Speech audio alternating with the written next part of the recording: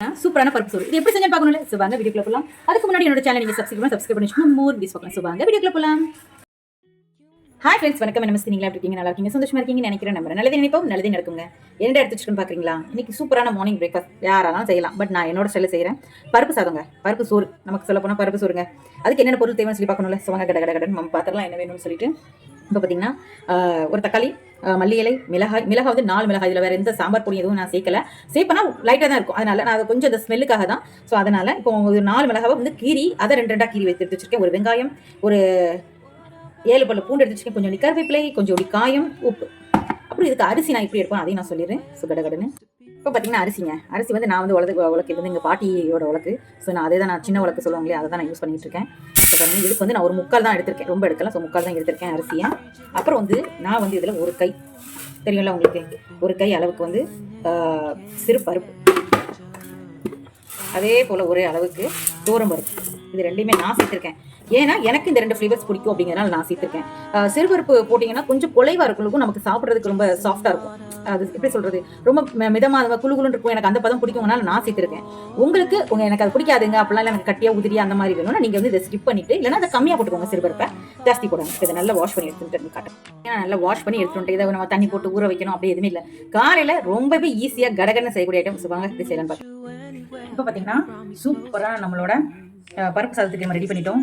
எண்ணெயும் ஊற்றி வச்சு நான் ஒரு 3 கரண்டி எண்ணெய் ஊற்றிருக்கேன் நான்.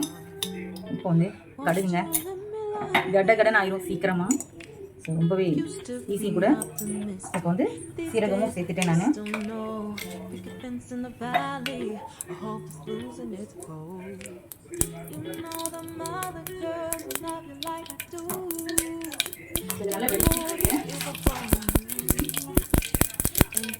இது கூட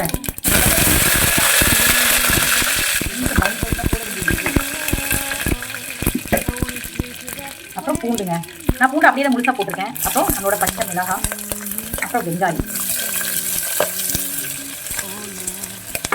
அவ்வளோதாங்க. கடை ரொம்ப சிம்பிள் மெனுவும் கூட ஈஸியாக இருக்காங்க.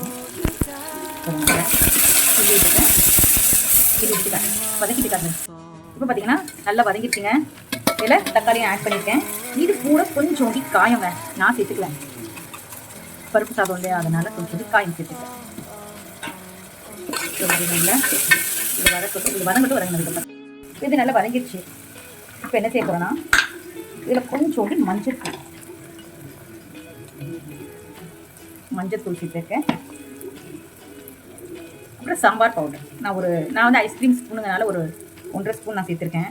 நீங்கள் ஒரு டீஸ்பூன் எடுத்துக்கோங்க, ஒரு டிஎஸ்பி. ஓகேவா? எடுத்துக்கிட்டிங்கன்னா உங்களுக்கு கரெக்டாக இருக்கும். பசங்களுக்கு அளவு தெரியாது, சோக்கா என்ன கரண்டி வச்சுருப்பாங்க, டக்குன்னு எடுத்து பசங்க பேச்சுலர்ஸ் தான் போட ஆரம்பிச்சுவாங்க. ஸோ இது ஒரு மிக்ஸ் பண்ணி வச்சுட்டு 1 pot மீல்னா ரொம்ப ஈஸியாகவும் சீக்கிரமாகவும் ஆயிடும்.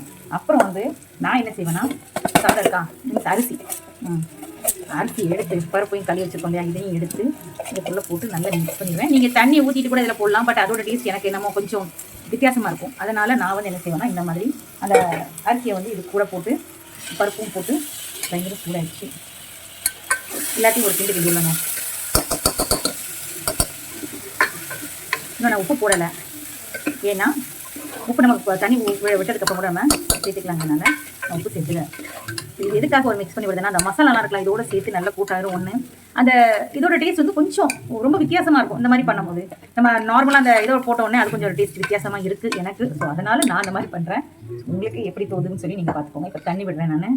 இதை வந்து சொல்லுவாங்க தண்ணி மூத அளவுக்கு. எனக்கு வீட்டில் இருந்துச்சுன்னா கொஞ்சம் குழஞ்சா நான் ரொம்ப பிடிக்கும்.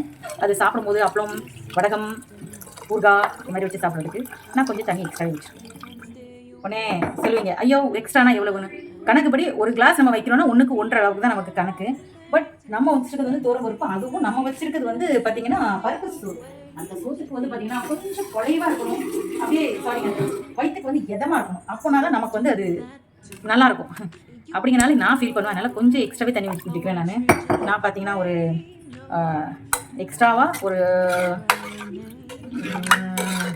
3 கிளாஸ் எக்ஸ்ட்ராவே வந்திருக்குன்னு வச்சுக்கோங்களேன். அந்த அளவு போக 1க்கு 1.5 அந்த கணக்கை விட எனக்கு ஒரு 4 கிளாஸ் 5 கிளாஸ் வரைக்கும் நான் தண்ணி வச்சுருக்கேன். இதில் பாருங்கள், இது கொதிக்கணும். இப்போ நம்ம வந்து உப்பு சேர்க்கலை, உப்பு சேர்க்கணும். இப்போ வந்து நான் என்ன செய்வேன்னா, இதை வந்து உடனே நான் விசில் போட மாட்டேன். ஏன் விசில் போட மாட்டேன்னா, இந்த பருப்பு வந்து எனக்கு கொஞ்சம் வேகணும் ஒன்று. ஸோ வெந்ததுக்கப்புறம் அதோட ஸ்மெல் அது ரொம்பவே இருக்கும். இதில் வந்து நான் உப்பு உரப்பு எல்லாத்தையும் பார்த்துட்டு அதுக்கப்புறம் தான் மல்லி இலையை போட்டு நான் வந்து கொஞ்சம் கொதிச்சோடனே மூடி போட்டு அன்னைக்கு விசில் வைப்பேன். ஸோ இப்போ இது நல்லா கொதிக்கிட்டு கொதிச்சதுக்கப்புறம் இப்போ பார்த்தீங்கன்னா நல்லா கொதிச்சிருச்சா, இதில் உப்பு உரப்பு பார்த்துருங்க. எனக்கு உப்பு உரப்பு எல்லாமே கரெக்டாக இருக்குது. ஸோ அதனால் நான் என்ன செய்ய போகிறேன்னா இதோட மல்லி இலையும் 1 pot மீல் அப்படின்னா நம்ம பெஸ்ட்டான ஆப்ஷன் நம்மளோட பருப்பு சாதம் தான். பருப்பு சாதத்தை விட சோறு தாங்க, பருப்பு சோறு செம்மையாக இருக்கும். இப்போ என்ன செய்ய போனால் அடுப்பை சிம்மில் வச்சுக்க போகிறேன். குக்கர் வந்து இப்போ எல்லாரும் பசங்கள் வந்து எல்லாரும் பேச்சுலர்ஸோ ஃபேமிலி மேன் எல்லாருமே வச்சுருக்கீங்க. அதாங்க இருக்கிறத வச்சு நம்ம செஞ்சுக்கலாம் அப்படிங்கிற மாதிரி. இப்போ அடுப்பை ஃபாஸ்ட்டாக வச்சுக்கிறேன். ஒரு 3 விசில் வரணும், அவ்வளோதான். ஸோ முடிஞ்சிடும், நம்மளோட பருப்பு சோறு ரெடி ஆயிடும். ஸோ இது 3 விசில் வந்ததுக்கப்புறம் பார்க்கலாம். இப்போ ரெடிங்க, நம்மளோட பருப்பு சோறு நல்லா ரெடி ஆயிடுச்சுங்க. பாருங்கள், எனக்கு இப்படி இருந்தால் தான் பிடிக்கும். நான் வீட்டில் வந்து சாப்பிட்றோம் அப்படின்னு சொன்னால் எனக்கு இன்னும் கொஞ்சம் தண்ணி ஜாஸ்தியாக வச்சுப்பேன். ஏன்னா கொஞ்சம் குறைவாக சாப்பிட்டா வயிற்றுக்கு ரொம்ப இதமாக இருக்கும் எனக்கு. ஸோ எனக்கு அப்படி தான் பிடிக்கும். அதனால எனக்கு உப்பு உரப்பு எல்லாமே கரெக்டாக இருந்ததுனால. ஸோ வாங்க இப்போ நம்ம சோறை பாக்ஸில் பேக் பண்ணிடலாம். இப்போ பாருங்க, ஒன்று உங்களுக்கு தோணும் கட்டியாயிருமா, அப்படிலாம் இல்லைங்க. கட்டியெல்லாம் ரொம்ப அந்த மாதிரிலாம் ஆகாது. சாப்பிட்றது ரொம்ப நல்லாவே இருக்கும். இப்போ சூப்பராக நம்மளோட பருப்பு சோறு நம்ம ரெடி பண்ணியாச்சு, பேக் பண்ணியாச்சு, போட்டு வச்சுட்டு சூப்பராக ரெடி பண்ணிட்டேன். ஆவி பரப்பறதுக்கு கொஞ்சம் ஆற விட்டுட்டு நான் டிஃபன் பாக்ஸில் பேக் பண்ணிடுவேன். அது கூட வந்து நான் வந்து உருளைக்கிழங்கு வச்சுருக்கேன் இன்னைக்கு. இன்னும் வடகு மட்டும் பொரிச்சிட்டு ஸோ பேக் பண்ணிட்டேன்னா வேலை முடிஞ்சது எனக்கு. ஸோ காலையில் அவசரமாக கொஞ்சம் பரபரப்பு இருக்குது. வீடியோ அப்படி இப்படி கொஞ்சம் இருந்தாலும் கொஞ்சம் மன்னிச்சுங்க, ஓகேவா? இப்போ சூப்பராக நம்மளோட பருப்பு சோறு ரெடி ஆயிடுச்சு.